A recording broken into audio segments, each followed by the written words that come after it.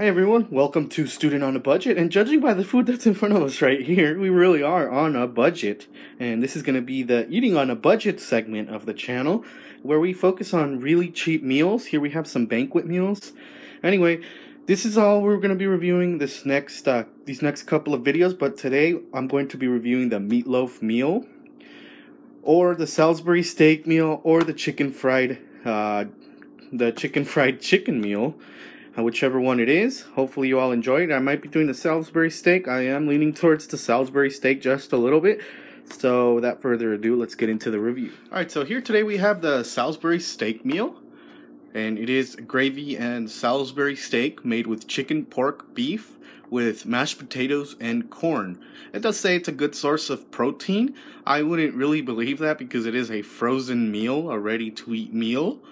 And it weighs just 9.5 ounces. It is by Banquet, so just taking a look around the box, really nothing, and some ingredients labels, more identification labels. Now these are really here, these labels are here because usually they're stacked.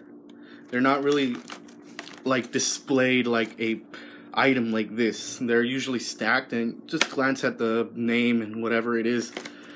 Now, we're just going to take a look at the back and read the cooking instructions. So, we're going to do this by microwave. So, I'm going to just zoom in here to the microwave.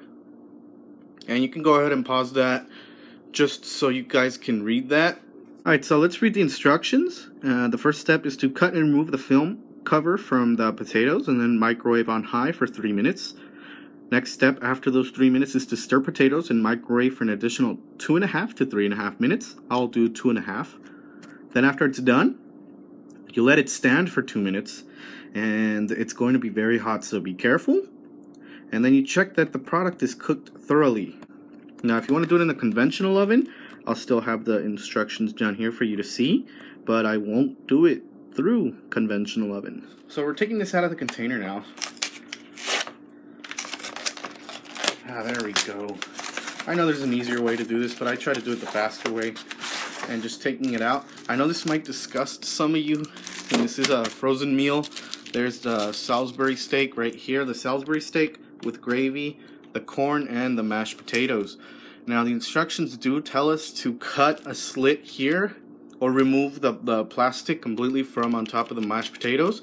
Stick it in for 2-3 minutes. Let me just double check. Alright, so here's our meal, and just like the instructions ask us to do, we're going to cut the plastic over the mashed potatoes and just peel that back. Try not to go over.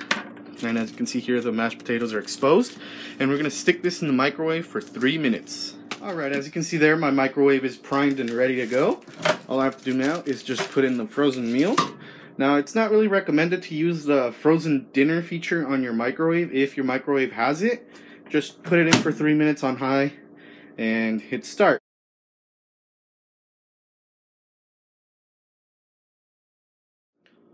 Alright, so it's done cooking in the microwave, and now we're going to pull it out. And careful because it's very, very hot, so I'm just going to grab this towel here. Actually, I'm just going to do it here, and just want to peel off the plastic. This plastic here. You want to be very careful with it, and as you can see there, the Salisbury steak looks almost ready. And the only reason we're putting this in for another few minutes and dispose of the plastic is just so the Salisbury steak can cook thoroughly along with the corn. And of course we are going to give it a mix, so let me just get my fork here. Here's the Salisbury steak, and just give this a mix just so these kernels that are under there they get a chance to thaw if they have to. There we go. And we're going to give the mashed potatoes a mix too. They don't look half bad. I have to be honest with you, I already had this meal, but they still don't look half bad for this here. And they are going to look better though. I know they look runny, but another 2 minutes in the microwave and they should be good. Alright, so they're going in the microwave. They're right there, ready for that second cook. So close the microwave and put it in for another 2 minutes. Actually, the instructions say 2.5 minutes, so it's 2:30. So check the time, make sure it's good, 2:30. And we go ahead and hit start. All right, so I'm just gonna leave it for 2 minutes because if I feel like if I leave it for longer, it's going to dry out. So I pulled it out at the 32-second mark. If you remember, I put it in for 2 minutes and 30.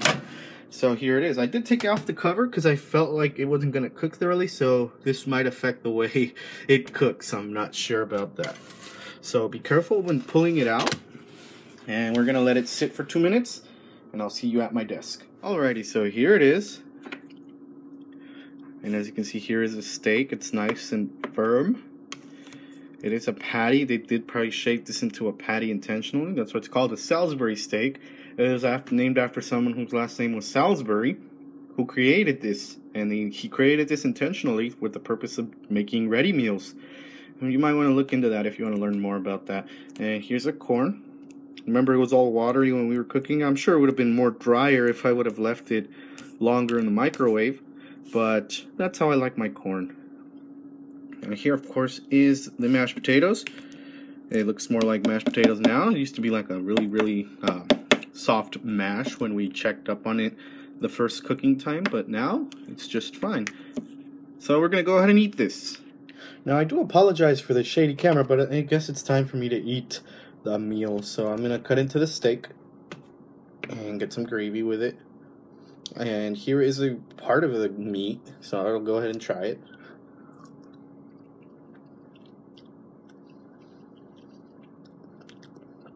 Well, the meat has tons of flavor, and I guess it owes all that flavor to the gravy, but it's very, very mushy.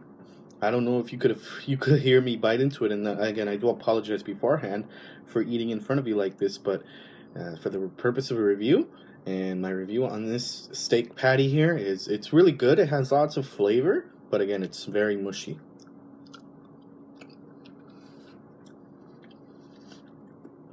It's very soft, so if you were going to feed this to an elderly, they would easily bite through this with no problem at all, and it does have plenty of flavor, which is good because you don't want to be eating anything that is flavorless and soft. So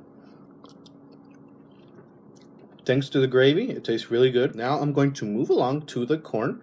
So here it is. I don't expect much from it than to taste like regular corn, but here we go.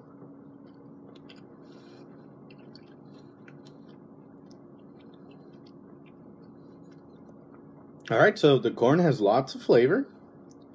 It does taste like canned corn. That's the only downside, and partially because it kind of is. It is partially canned corn. It's processed.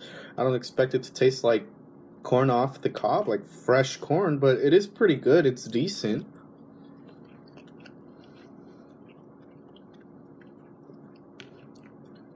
It's very delicious, actually. I might finish it since it's a very, very small portion that they do give you. I might finish it right away. Now, let's move along to the mashed potatoes, which didn't stick to the sides of the bowl like most people say it does. But I don't expect much from this mashed potatoes. Here it is. Very plain. Tastes like Play-Doh. I'm not gonna lie to you guys. It tastes like Play-Doh. Mushy. It has a consistency and the texture quality you would expect from mashed potatoes, but not the flavor. It tastes like Play-Doh. I'm sure if I was to mix some of that gravy with the mashed potatoes, it tastes really good. So what I'm gonna do is just smother up that little bit I showed you. Now I'm gonna try it. Let's see what it tastes like. It still tastes pretty plain, but the gravy sticks out. And the gravy is really, really good. I love the gravy. I wish I had the recipe for the gravy. And I'm gonna get some more. There we go.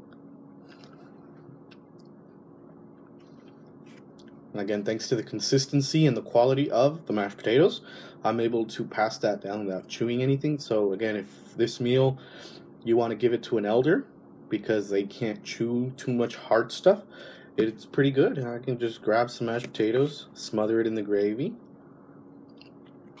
and have some. Now, if you are a student on a budget or someone who is on a budget, I also would recommend this to you because, of course, it's cheap.